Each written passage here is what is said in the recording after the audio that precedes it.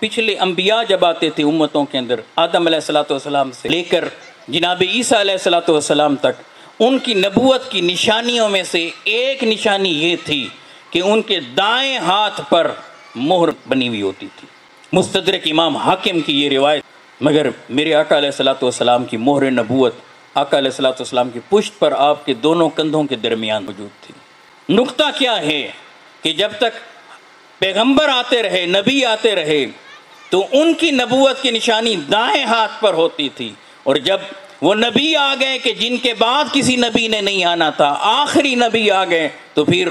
ان کی مہر نبوت کو آقا کی پشت پر آقا کے دونوں مبارک کندھوں کے درمیان سجا دیا گیا۔ حضرت سیدنا ابراہیم بن محمد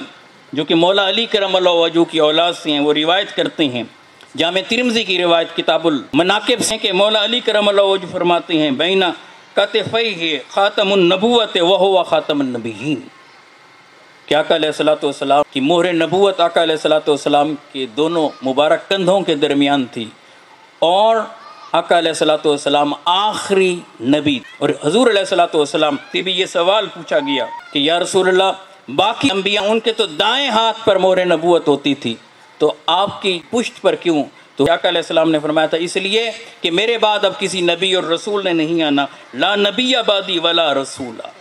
کہ میرے بعد نہ کوئی نبی ہے نہ کوئی رسول۔ شفا شریف میں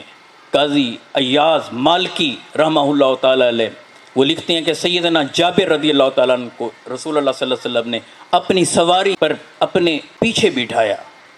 تو سیدنا جابر فرماتے ہیں کہ میں آقا کی پشت کے قریب ہو گیا، میں نے اپنا چہرہ آقا علیہ السلام کی پشت کے قریب کیا کہ جہاں مہر نبوت تھی، جب میں بالکل قریب ہوا کہ اس سے بڑی ہی پیاری خوشبو آ رہی تھی۔ اللہ اکبر کبیرہ۔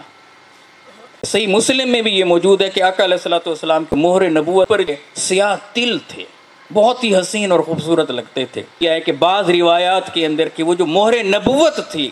اس پر جو تل تھے، اگر انہیں غور سے پڑھا جاتا تھا اس سے لفظ محمد بنا ہوا تھا، لکھا ہوا تھا۔ اللہ اکبر۔